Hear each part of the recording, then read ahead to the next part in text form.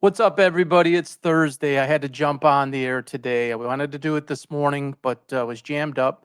So I had to make sure to get on here at some point today. This has everything to do with Luka Doncic, the Mavericks, and the Lakers. What we saw last night, social media, X, everywhere is a buzz. It didn't just happen last night. It's been going on since the trade took place on February 1st. Let me share my thoughts here on exactly what I believe is going on. This had nothing, the trade had nothing to do with basketball for the Dallas Mavericks. All right.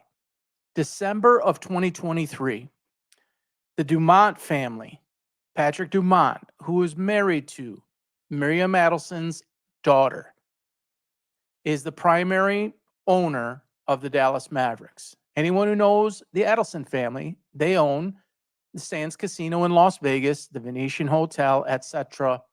They have been in and around gambling for many decades. Okay. Do we think that they just entered the basketball arena just because they wanted to own a team? No, they did not. Nico Harrison has absolutely taken every bit of an abuse on this. And I got to tell y'all, I really don't believe he had anything to do with this. He was simply the facilitator of a directive from upper management. All right. So the Mavericks sell in December of 2023.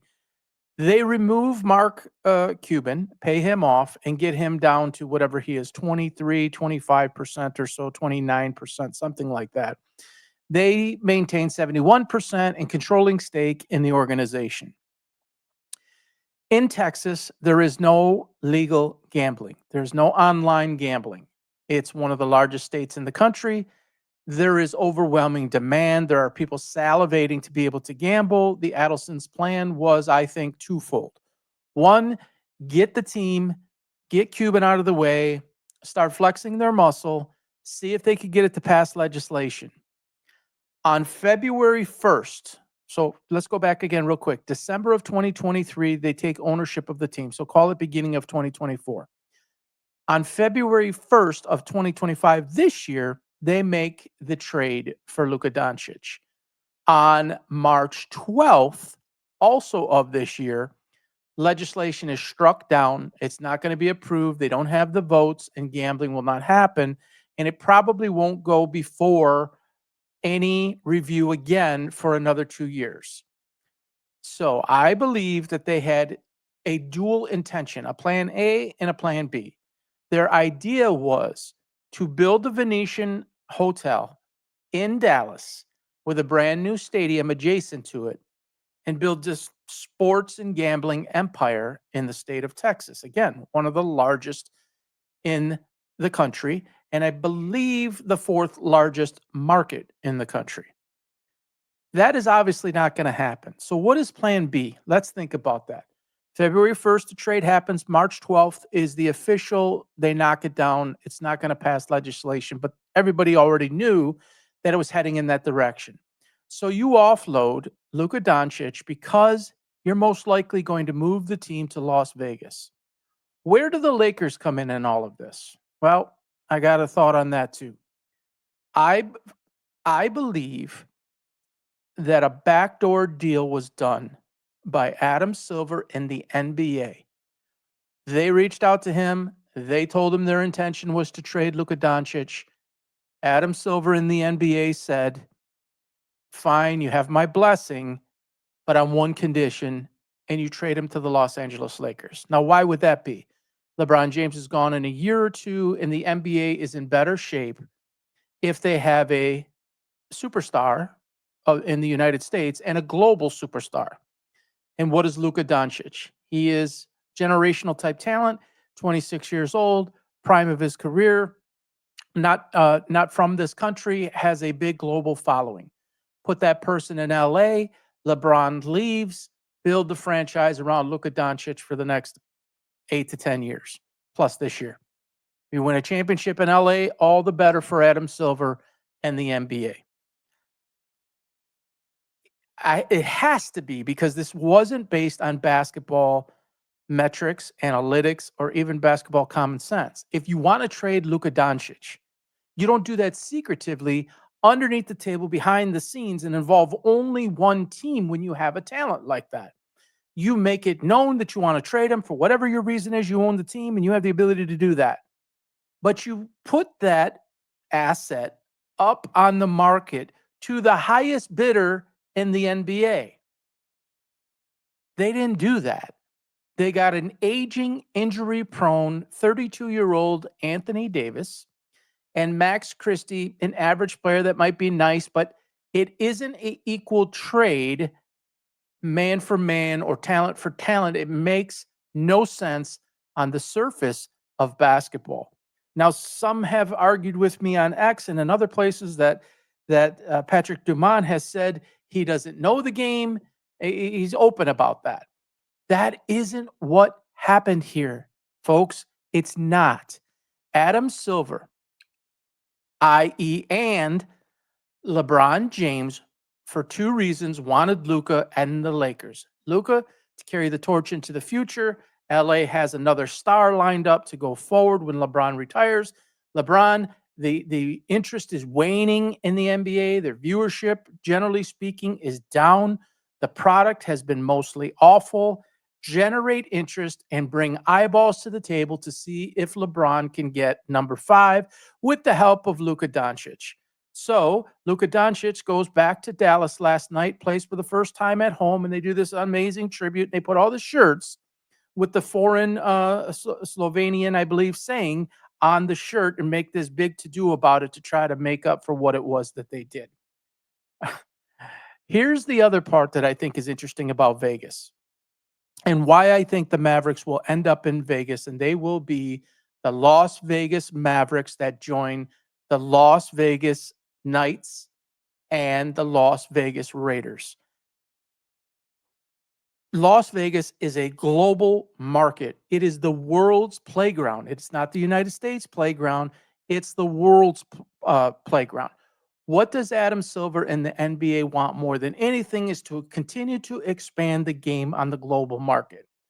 Why does this make so much sense for Las Vegas?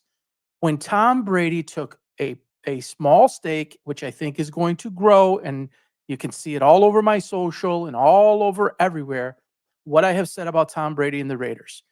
Tom Brady has opened the door or basically stepped in the door and is going to build a world-class organization with one of the greatest brands in the history of all of sports. Raiders, Steelers, Cowboys, Lakers, these names are up at the very, very, very top.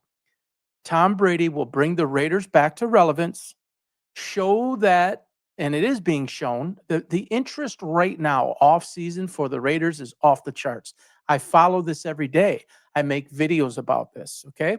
The Knights is a great story. If the Vegas A's, which they've had all sorts of problems getting that done, nobody wants to see the Vegas A's, and hockey is just not popular enough, though it's a nice story. The Raiders are popular enough.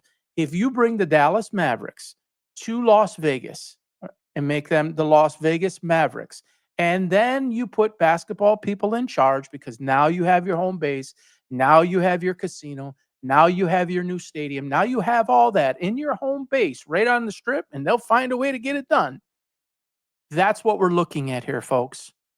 I understand that the Dallas fans are frustrated. I think if I was a Dallas fan and particularly in my younger years when I used to hold on to every single thing like back in the Isaiah Thomas days, right? Any move, any thought, anything, you held on to it and you lost sleep if the organization did something wrong. If they didn't trade for this guy or this guy didn't play, et cetera, et cetera. So I get it. He was your guy. You just went to the finals with him the year before. You lost 4-0, but you went to the finals. So you're thinking you're right there. We got Kyrie, we got Doncic. Okay, we didn't do good in the finals, but here we go. We're gonna make this, 2 out of 3 years, 3 out of 5 years type of thing. We're gonna win a championship. Then you feel like that was pulled away from you. I get it. This is not Nico Harrison. Please, I have a super, super gut feeling. I don't have any inside sources on this, but I have a super strong feeling that this is what this is all about. So let me just rewind this here real quick. The Dumont/Adelson family. Patrick Dumont is married to Miriam Adelson and the late Sheldon Adelson's daughter. He has controlling stake of the Dallas Mavericks. Obviously, the Adelson family, Las Vegas Sands Hotel, the Venetian, beautiful Venetian. I'm sure everybody has been there. They wanted to get Texas, the legislation in Texas, to approve gambling in the state so that they can have their casino and then further online gambling. It failed. It did not pass. It's most likely not going to come forward for another vote for another 2 years. I think they saw the writing on the wall that this was going to happen, but they first needed to own the team. Once this legislation now passed and didn't win and they didn't get what they want, they're not going to build a stadium there, so they're going to cut some costs because there's going to be this process of moving the team, and you just don't want to have, major assets and a $350 million investment in Luka going through this transition because it may take some time and there's this uneasiness. Obviously, Las Vegas Sands, they can afford to go through some of the down phase and downtime with this, but I would fully expect the Dallas Mavericks to become the Las Vegas Mavericks soon enough. Adam Silver and the NBA worked behind the scenes with the Dumont family, with Nico Harrison family. They said, we will approve the trade. Just make sure you trade him to the Lakers because the NBA needs the Lakers to be relevant more than any other team in the league. It's always been that way, but more so now than ever because the NBA is in the tank. People are turned off. The product is bad. And so what do you do by doing something like this? All of social media was focusing on basketball last night. It was everywhere. It was basically number one or number two trending thing, even with the other things going on in the world. What does that tell you? That tells you that that was driven and a derivative of that move. You do not trade a generational talent to one team for basically a bag of balls. Sorry, Anthony Davis, you're not worth it. I honestly don't think you ever were, but you're on the very much closer to the end than the beginning. You're constantly injured, and it's just not. It's just not. It wasn't worth it if you're looking at value for value, even close. Sometimes a team wins over the other one in terms of what was received versus what was given, or vice versa. But this is in no way even close. People say, "Oh," somebody said to me last night, "Oh, Nico Harrison and Rob Pelinka are buddies," but this ain't got nothing to do with it. It's trade deadline, get him out, get him with LeBron, get him with the Lakers. Who cares about the Mavs right now? They're going to move anyways. The fan base will disconnect. That will free the Dumont and Adelson family to go to Las Vegas and kind of just rebuild there. As a lady who works in radio as an anchor on some part of a show tells me this morning that basically very upset, and again, I can understand why. They can take that act the hell out of here, something like that, and we'll just start all over again. Well, I don't know if the Mavericks do indeed leave, like I think they're going to, and get approved to go to Las Vegas, and it's going to happen very quickly because of who it is. It's the Adelson family connected in Vegas. They probably already have the land set up. It's probably basically a done deal. There's the permits and all that type of stuff. Any type of red tape and bureaucracy and everything else, that was all done before they ever took ownership of the team. So you just don't do a behind the scenes deal that shocked every basketball insider in the world. Nobody saw it coming. Why would that be? Everyone stayed tight-lipped about it. Everybody. Now, if you weren't watching last night, maybe you went to sleep or whatever. You probably saw it today that Anthony Davis, it was a bullshit hug by LeBron and his antics. This guy, I don't even want to go there right now, but he goes to hug Anthony Davis, and Anthony Davis kind of pulls away, but he does give him a hug. Davis goes into his spot for the jump ball. LeBron turns around. He probably said something to get him to turn around, and you saw he flipped him off, as if he did him wrong. Okay, LeBron had to know about this. I believe that LeBron, Pelinka, Jeannie Buss, obviously they knew about it. Adam Silver and his closest lieutenant knew about this.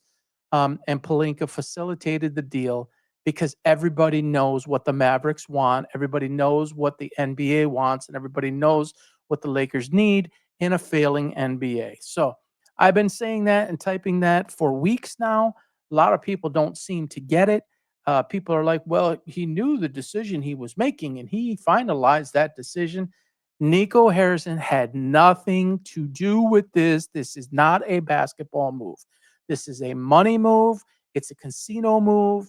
It's likely a relocation move. It's a new stadium move.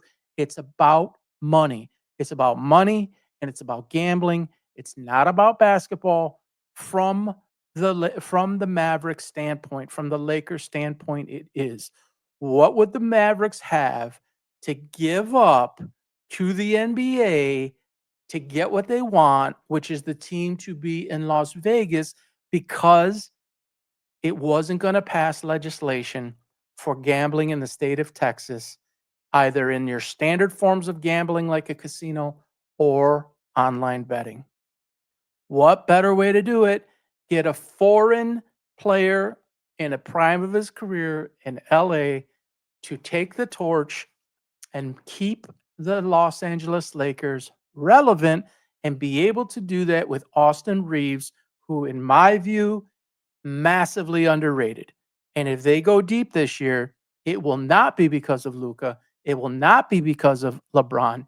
It will be because of Austin Reeves as the third guy there who can do everything. An undrafted guy right now, in my opinion, is the most important player on the team. You can hit me up on X/Twitter at PB Sports Talks. Let me know your thoughts. I'll get this video cut up and I'll get it put up there in not too long. But that, I believe, is what's happening behind the scenes. I am also, Lucas had a lot of issues. They say he smokes. They say he drinks too much. We obviously know that he has a weight problem. You can't argue his skill set and what he does for the game, even though he hogs the ball a lot. But that's the type of player he is. There's been a lot of stars who've done that, so you can't hate him for that.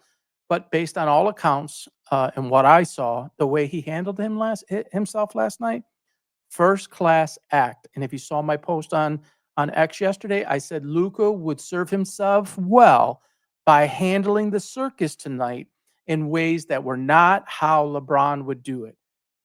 This guy, 26, 14 years younger than LeBron, has already surpassed LeBron in terms of maturity. I really think he handled it the right way. I'm glad that he handled it. It was an emotional moment for him. I think that was very, very real. But he was unassuming with it, whereas LeBron would have made it this national spectacle. So good for Luka on that. He goes out and scores 45. He had 31 at half. I think it was 30 shots he took. It's a lot of shots, but 45 points. And so we'll see what happens from here. But I would fully expect the Las Vegas Raiders down on the one end of the strip, the Golden Knights, Las Vegas Golden Knights there in the middle of the strip. I think you will see the Las Vegas Mavericks there, and eventually a baseball team. We'll see if that's the A's or not. But you'll have all four sports teams. It will become a sports destination, not just a tourist destination. If you have full-blown sports teams there, Vegas becomes even a greater destination than it already is. And it obviously draws in so many people from other countries that it helps the game of basketball. Football has obviously expanded out into a significant global form with the games in Mexico and the games in Europe. And the NBA is a global brand, and all the writings on the wall. You guys just got to look. There's so many people that are in denial and think this was about basketball. It had nothing to do with basketball. So, as you've seen on the bottom of the screen, join me Saturday. Speaking of gambling, basically the entire show is going to be about gambling. I don't think I'll have any other topics except for maybe a little one or two very small things. It will revolve around the world of gambling. I believe it has been not talked about enough over the years in terms of it's the whole interest behind it, the whole um, the dangers to it, the fun to it, all forms of it, both in table type games and in the old sports books before it was online on your phone, sports books, and then of course on your phone now. And some of the numbers are staggering that I will share in terms of amount of players in the United States, and the amount of players around the globe, the actual gross revenue and money that's being re-put in, Peter, not just money that you put in once and play with that up, down, but the actual amount of deposits. I have a lot of those statistics and some of my thoughts, some of my own experiences with that, some experiences that I've witnessed over my lifetime, some of the things I've seen in person. I think it'll be a fun show. I think there needs to be more attention in this. I felt this way for years. This is not new, but now that online gambling is such a powerful force, and it's on everybody's phone, and I'll share my thoughts on Netflix and Amazon and how they factor into this on Saturday. So join me live, 10 a.m. on X at PB Sports Talks, on Facebook at PB Sports Talk. Thanks, everybody. Have a great Thursday, and we'll see you soon. Take care, everybody. Bye bye.